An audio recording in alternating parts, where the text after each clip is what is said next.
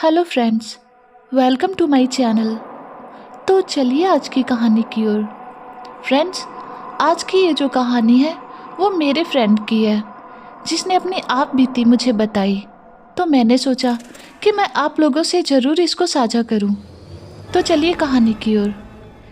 ये बात है 3 दोस्तों की, जिन्होंने मौत को छुआ था। अविनाश, कुंदन और अजीत मुजफ्फरपुर के रहने वाले थे। तीनों बेहद शरारती थे। तीनों एक साथ ही एक कंपनी में जॉब किया करते थे। तीनों घर पे आने के बाद एक साथ शाम में वॉकिंग के लिए जाया करते थे, कभी नाइट वॉक तो कभी इवनिंग वॉक। सभी का मजाक बनाने में और हर तरह के शरारती काम में वो हमेशा आगे रहते थे। उनके घर से कुछ 2 किलोमीटर दूर एक पीपल का पेड़ था।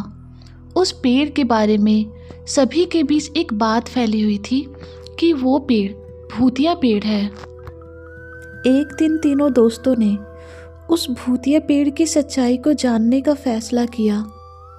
तीनों में अविनाश थोड़ा सा भूत प्रेत को मानने वाला था और इसीलिए वो भूत प्रेत के नाम से डरता भी था।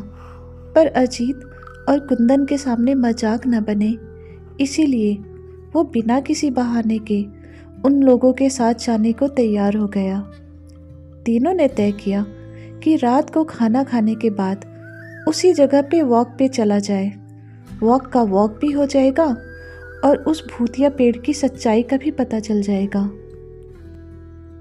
उसी रात तीनों घर से बाहर वॉक के बहाने निकल गए।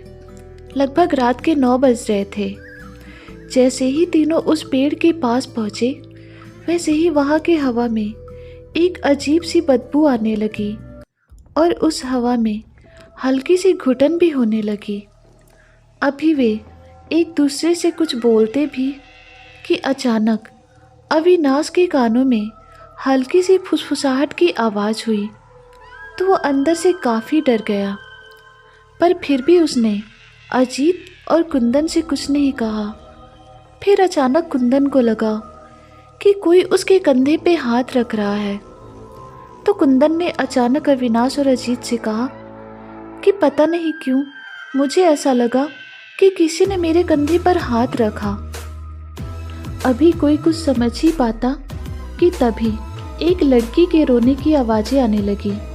तब सबने इधर उधर देखना शुरू किया तो कोई नज़र नहीं आया। अब तीनों को डर लगने लगा था।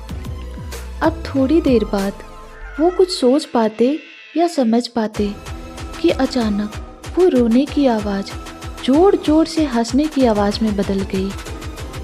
अब तीनों काफ़ी डर गए थे और डर के मारे वो सब भागने लगे।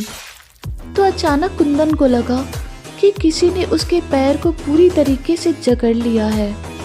वो भाग भी नहीं पा रहा था और अचानक उसका शरीर हवा में उल्टा झूलने लगा।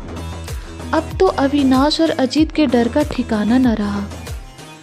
दोनों काफ़ी डर गए थे, लेकिन दोनों अपने दोस्त को छोड़कर भाग भी नहीं सकते थे। इसीलिए अजीत और अविनाश ने कुंदन को नीचे उतारने की बहुत कोशिश की, पर कोशिश नाकाम रही। फिर अचानक अविनाश को याद आया कि वो घर से निकलने से पहले अपनी जेब में कुछ भभूत रख चुका था, क्योंकि उसे आने से पहले काफ़ी डर लग रहा था। उसके बाद अविनाश ने अजीत के कानों में कुछ कहा। फिर दोनों दोस्त जोर जोर से हनुमान चालीसा पढ़ने लगे और अविनाश ने अपनी जेब से वो भभूत निकालकर कुंदन के ऊपर फेंक दिया और जोर जोर से हनुमान चालीसा पढ़ता रहा। थोड़ी देर बाद अचानक से कुंदन नीचे गिरा और हवा में एकदम शांति छा गई। अब तीनों ने एक पल की भी देरी नहीं की और बहुत तेज भागते हुए वहां से निकल गए। रात भर तीनों को नींद नहीं आई। दूसरे दिन सुबह होते ही उन्होंने अपने घर वालों को सारी बातें बता दी। फिर तीनों को बाबा से दिखवाया गया और उनका डर फिर दूर हो गया। तो फ्रेंड्स, ये थी मेरे फ्रेंड अविनाश की कहानी। आपको ये कहानी कैसी लगी प्लीज़ हमें कमेंट करके ज़रूर बताएं और वीडियो अच्छी लगी तो इस वीडियो को लाइक करके हमारे चैनल को सब्सक्राइब करें। फिर मिलते हैं नेक्स्ट वीडियो में।